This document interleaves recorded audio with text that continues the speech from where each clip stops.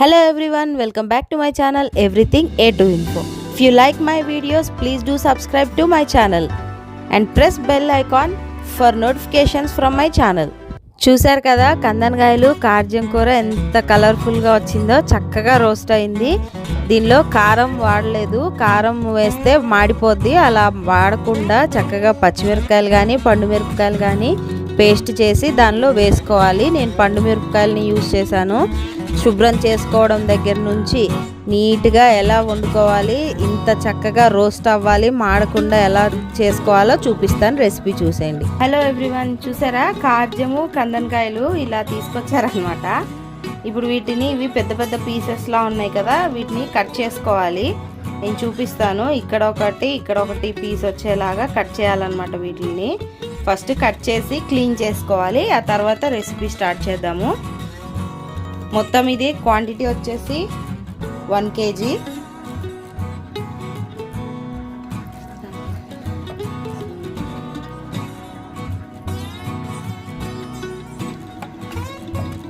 చూడండి, ఇలా చిన్న చిన్న పీసెస్ కట్ చేస్తే త్వరగా వేగుతాయి అన్నమాట. పెద్ద పెద్దగా ఉంటే చాలా గట్టిగా ఉంటాయి, అవి సరిగ్గా వేగవు. ఇలా కట్ చేసుకోవాలి. తర్వాత కార్జం కూడా కట్ చేసుకోవాలి. చూడండి, కార్జము ఇది కూడా ఇలాగే కట్ చేసుకోవాలి. ఇది కొంచెం పెద్ద పీసెస్ ఉన్నా ఏం కాదు, ఇది మెత్తగానే ఉంటుంది. కందనకాయలు మాత్రం గట్టిగా ఉంటాయి అన్నమాట. ఇది ఊరికే కుక్ అయిపోద్ది. కార్జము ఇలా ఇంత పీసెస్ చేసుకోవాలి. ఇవి మాత్రం చిన్న చిన్న పీసెస్ చేసుకోవాలన్నమాట. ఇలా మొత్తము చేసి వాష్ చేసుకోవాలి నీట్గా. కంప్లీట్గా కట్ చేసిన తర్వాత ఇదంతా కొంచెం ఎక్కువ వాటర్ తీసుకోవాలి. పెద్ద గిన్నెలో ఎక్కువ వాటర్ తీసుకొని దానిలో చక్కగా నీట్గా జాడించుకోవాలన్నమాట. ఒక్కొక్కటి పట్టుకొని చూపిస్తాను ఉండండి. చూడండి, ఈ రకంగా ఒక్కొక్కటి నీట్గా ఇలా క్లీన్ చేసుకోవాలన్నమాట. ఏమీ లేకుండా, ఇది ఆహారం అది ఇక్కడ అతుక్కొని ఉంటుంది. ఇలాంటివి ఏం లేకుండా నీట్గా ఇలా క్లీన్ చేసి పెట్టుకోవాలి. చూడండి, ఎక్కువ వాటర్ వేసుకొని కడిగేయాలి ఒక్కసారి నీట్గా. చూడండి, ఏమీ లేదు, ఈ రకంగా కడిగి పెట్టుకోవాలి.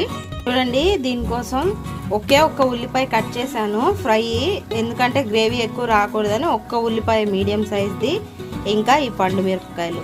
ఒకవేళ పండు మిరపకాయలు లేకపోతే పచ్చిమిరపకాయలు అన్నా వాడుకోవచ్చు. ఇందులో కారం వేయకుండా ఈ మిరపకాయలు ఘాటుతోనే ఈ కూర వండుతాను, అందుకని ఎక్కువ మిరపకాయలు తీసుకున్నాను అనమాట. కేజీ ఉంది కాబట్టి స్పైసీగా ఉంటేనే టేస్టీ ఎక్కువగా ఉంటుంది అనమాట. అందుకని ఎక్కువ మిరపకాయలు తీసుకున్నా. ఇప్పుడు ఇది మొత్తం గ్రైండ్ చేసేస్తాను.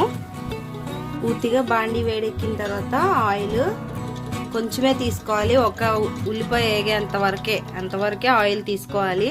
ఆ ముక్కలకి కొవ్వు అది ఉంటుంది కదా, అది అంతా మళ్ళీ ఇంకా ఎక్కువ ఆయిల్ ఫామ్ అవుతుంది అనమాట. అందుకని కొంచెం ఆయిల్ తీసుకొని ఇది వేడెక్కాలి. ఫస్ట్ వేడెక్కిన తర్వాత గ్రైండ్ చేసి పెట్టుకున్న ఉల్లిపాయ పేస్ట్ ఉంది కదా, అది వేసుకోవాలి. ఆయిల్ వేడెక్కిన తర్వాత మనం పండు మిరపకాయ ఉల్లిపాయ వేసి గ్రైండ్ చేసాం కదా, అదంతా ఈ ఆయిల్లో వేసుకొని చక్కగా వేయించుకోవాలన్నమాట, పచ్చివాసన పోయే వరకు.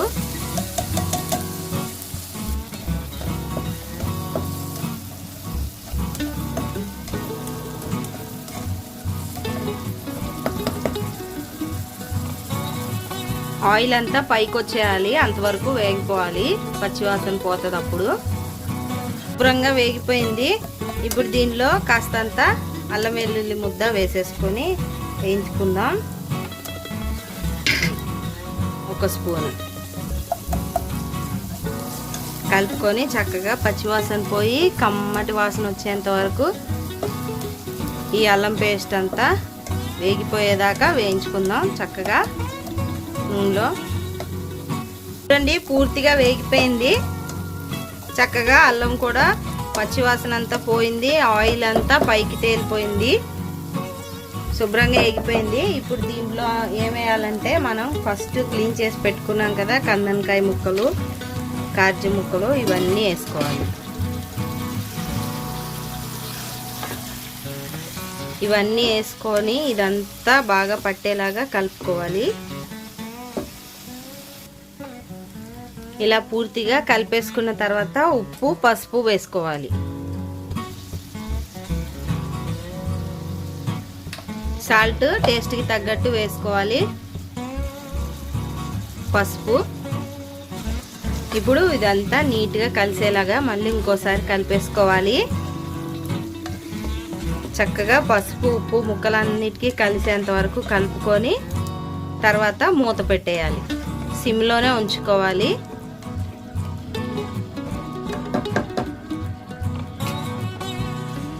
కలుపుకున్నాం కదా, ఇప్పుడు మూత పెట్టి దీన్ని సిమ్ ఫ్లేమ్లోనే ఒక 10 నిమిషాల పాటు మూత తీయకుండా మగ్గించాలి.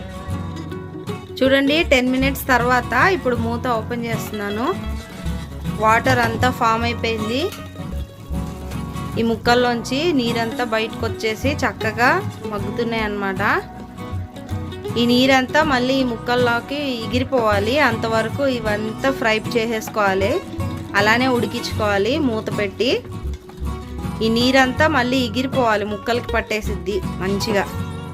అంతవరకు అలానే సిమ్లో పెట్టి మూత పెట్టి మగ్గించుకోవాలన్నమాట.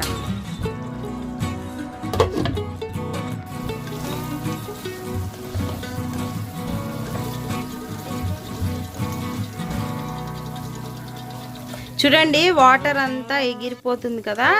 ఇప్పటి నుంచి మూత తీసి పెట్టి ఇలాగే వేయించుకోవాలి.